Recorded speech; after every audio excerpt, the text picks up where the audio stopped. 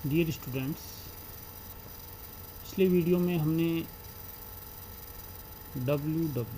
बाहर सांद्रता प्रेजेंटेशन के लिए परसेंटेज, वेट, प्रतिशत भार और मोलैलिटी के बारे में पढ़ा था। आज हम उसी के तीसरे पार्ट मोल फ्रैक्शन के बारे में पढ़ेंगे। ये तो आपको याद हो जाना चाहिए कि बाहर इकाई जो होती हैं उसके अंदर विलय और विलायक दोनों की जो है अपन क्या लेते हैं, वेट लेते हैं, बाहर लेते हैं, आयतन नहीं लेते हैं, इसीलिए लिखा हुआ रहता है। अब हम मोल भिन्न की बात करते हैं। मोल फ्रैक्शन आप जानते हो कितना हिस्सा किसका है, यही निकालना है, इसमें और कुछ नहीं है। विलयन में उपस्थित किसी एक अवयव की मोल भिन्न विलयन में उपस्थित उस अवयव के मोलों की संख्या ग्राम अणुओं की, ठीक है, मोलों की संख्या तथा विलयन में उपस्थित सभी अवयवों के मोलों की कुल संख्या का अनुपात होता है। हम कोई चीज़ है, कोई वस्तु है, मान लो एक सेब है, एप्पल है, उसमें 3 लोगों को हिस्सा करना है, तो हम क्या करते हैं, उसका फ्रैक्शन निकालते हैं। फ्रैक्शन निकालने के हम उसका क्या 1/3 कर देते हैं, 1/3 3 के लिए कर देते हैं। तो एक का हिस्सा कितना हो गया, 1/3 हो गया। कैसे हुआ, एक के लिए अपने किया 1 और उसके नीचे भाग दे दिया, किसका, कितने हिस्से किए, 3 हिस्से करने थे इसलिए, और 3 क्या है, उस टोटल को मिलाते हैं तो पूरा 1 बन जाता है, 3 पार्ट्स को मिला के, इसलिए 3 है। यहाँ पे वही चीज़ है, विलयन में उपस्थित किसी एक अवयव की मोल भिन्न किसी एक अवयव की निकालनी है, तो विलयन में उपस्थित उस अवयव के मोलों की संख्या, उसका कितना हिस्सा है, तथा विलयन में उपस्थित सभी अवयवों के मोलों की कुल संख्या, सभी अवयवों के मोलों की कुल संख्या को जोड़ लेंगे। जैसे उसमें सेव में मैंने बताया कि 1 + 1 + 3 टोटल होते हैं, वैसे इसमें सभी अवयव जो हैं उनके मोलों की संख्या कितनी, उनका अनुपात निकालना। माना कि किसी विलयन में ए की कुल संख्या का माना कि किसी विलयन में ए व बी 2 अवयव उपस्थित हैं। हम जो भी यहाँ पे कंसिडरेशन करेंगे, जिस पे विचार करेंगे, कंसिडर करेंगे, उनमें 2 ही अवयव लेते हैं, एक विलय सोल्यूट ए और एक सॉल्वेंट बी, 2 अवयव जिनमें मोलों की संख्या एन ए और एन बी है। तो सोल्यूट की मोलों की संख्या एन ए है और सॉल्वेंट की मोलों की संख्या एन बी है। तब ए व बी की मोल भिन्न एक्स ए व एक्स बी से रिप्रेजेंट करते हैं, तो कैसे होगी, अब मुझे मैं दिखा नहीं रहा, आप सोचो कि कैसे होगी। मान लो एक्स ए की मोल भिन्न निकालनी है, तो वो अपन ने क्या बताया था कि एक्स ए के कितने मोल हैं उसमें, ठीक है।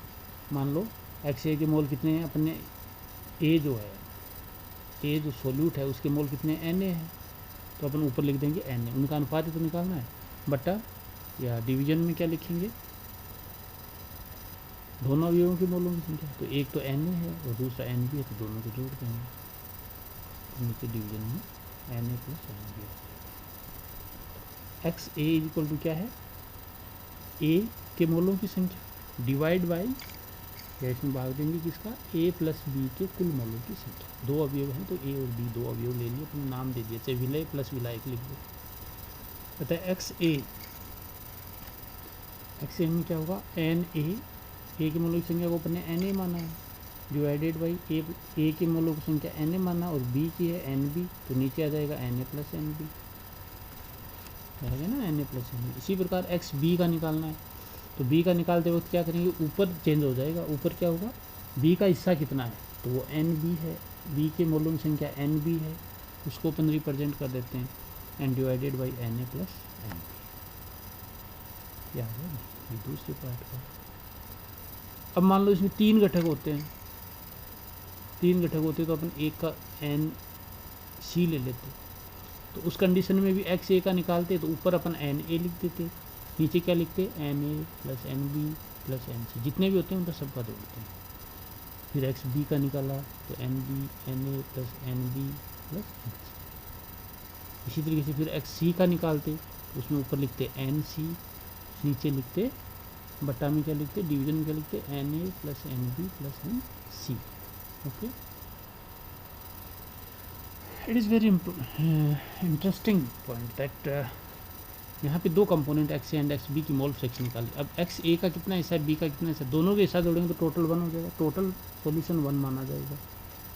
तो N A X A plus X B को ऐड करोगे तो फॉर्मूले के अकॉर्डिंग इक्वेशन 7 और 8 से अपने N A divided by N A plus N B plus N B divided by N A plus N B that is equal to 1। इसको solve करेंगे तो 1 आ जाएगा, एक कट हो जाएंगे एक दूसरे से, या X A plus X B is equal to 1। अतः विलयन में उपस्थित सभी घटकों के मोल भिन्नों का योग हमेशा एक होता है, चाहे घटक 1 हो, 2 हो, 3 हो, 5 हो, उन सब की मोल भिन्न को यदि जोड़ेंगे तो उनका योग क्या होगा, 1 होगा। ओके, इसी प्रकार एस्त अवयव की मोल भिन्न, एस्त अवयव मतलब नाम दे दिया, इसमें एन आई भी दे देते हैं, कितने हैं सबके निकालना है, तो उस अवयव की निकालनी है तो उस अवयव का मोलों की संख्या एन एस दी, और नीचे जितने भी हैं एन ए से लेके एन एस तक उन सब का मोलों की संख्या ऐड कर देंगे, डिवीजन कर देंगे, वैल्यू आ जाएगी। इसी प्रकार यदि हम बात करें कि गैसों के मिश्रण में किसी अवयव की मोल भिन्न निकालनी है, तो अब गैसों की जब बात आती है तो हम वहाँ पे मोल की जगह, मोल बाहर है, मोल की जगह अपन क्या करते हैं, partial pressure and total pressure की बात करते हैं। एक पार्शियल प्रेशर ले लिया और एक टोटल प्रेशर ले लिया, तो अवयव का आंशिक दाब, डाल्टन का नियम का पता होगा आपको कि डाल्टन के नियम में क्या बताया कि यदि कोई गैसों का मिश्रण है तो उसमें प्रत्येक गैस के आंशिक दाब का यदि हम एडिशन करें, योग करें, तो कुल दाब होता है।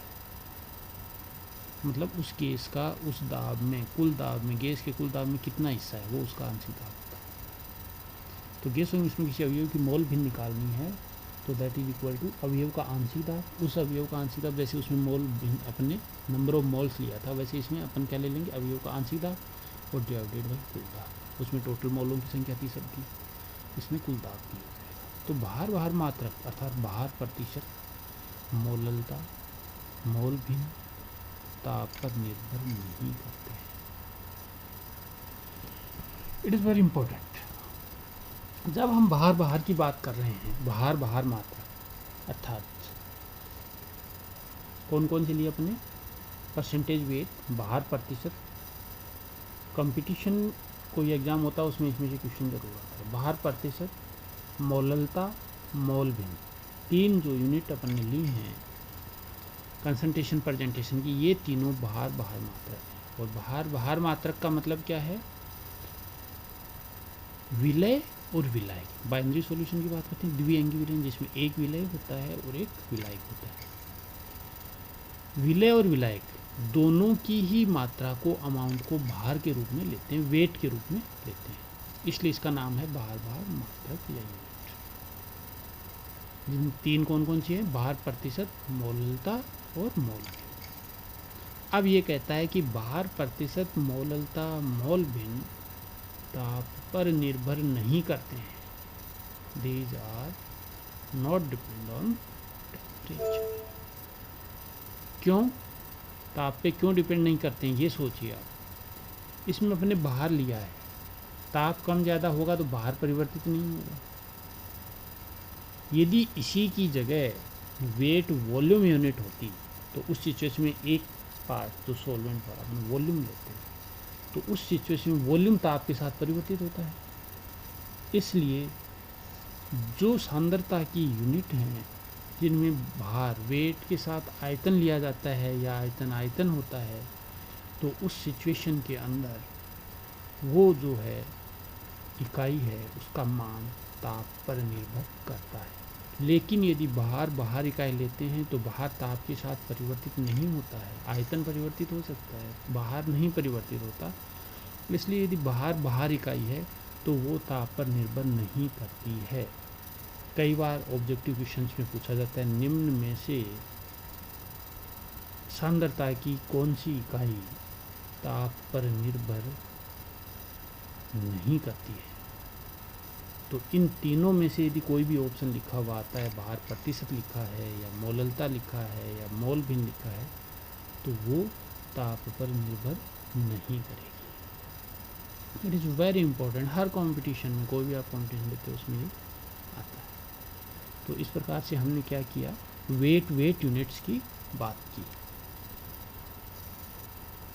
अगले वीडियो में हम वेट वॉल्यूम यूनिट पे चर्चा करेंगे। Okay, thank you.